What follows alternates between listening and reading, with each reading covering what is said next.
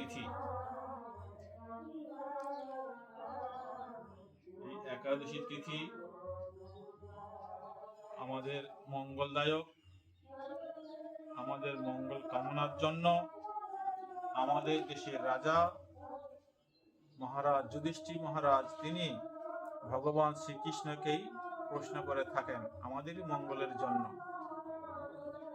কোন একাদশীর কি মহিমা তিনি প্রত্যেক একাদশীতে কৃষ্ণকে প্রশ্ন করে থাকেন। তো আজকের যে একাদশী, সেই একাদশী সম্বন্ধে যুধিষ্ঠির মহারাজ তিনি ভগবান শ্রীকৃষ্ণকে প্রশ্ন করেছেন যে ভগবান, বৈশাখ মাসের যে একাদশী, সেই একাদশীর নাম কি, ফল কি, মহিমা কি, কৃপা করে আমাকে বলুন। তদুত্তরে ভগবান শ্রীকৃষ্ণ বলিলেন, হে মহারাজ, বৈশাখ মাসের এই শুক্লপক্ষিয়া যে একাদশী, এই একাদশীর নাম হলো মোহিনী একাদশী। এই একাদশী সম্বন্ধে একটা পৌরাণিক কাহিনী তোমাকে বলিতেছি, তুমি শ্রবণ করো।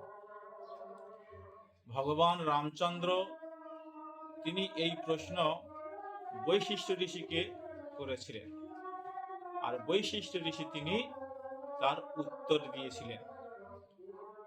জনহিতের জন্য, জীবের মঙ্গলের জন্য রামচন্দ্র তিনি কৃতার্থ হয়ে করজোড়ে তিনি বৈশিষ্ট্য ঋষিকে বলছেন, হে ভগবান, আমি সীতা বিরহে দুঃখে জর্জরিত, এমন একটি পুণ্য কর্ম বা এমন একটি পুণ্যের কথা আপনি বলুন, সেইটা পালন করলে আমার যাতে শান্তি হয়, মঙ্গল হয়, এই জন্য আপনার কাছে আমি এসেছি।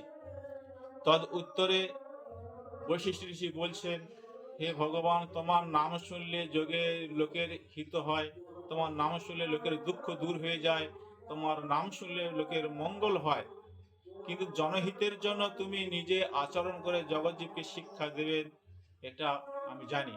তথাপি জনহিতের জন্য আমি বলছি। বললেন যে তোমার জন্য আমি বলছি, এটা বললেন না, আমি জনহিতের জন্য তোমাকে বলছি।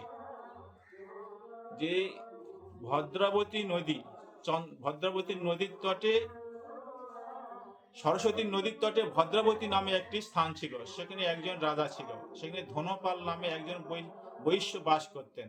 তার 5 পুত্র ছিল, তার মধ্যে তার যে পঞ্চম পুত্র, তার নাম ছিল ধৃষ্টবুদ্ধি, তার পিতার নাম ছিল ধৃতমান।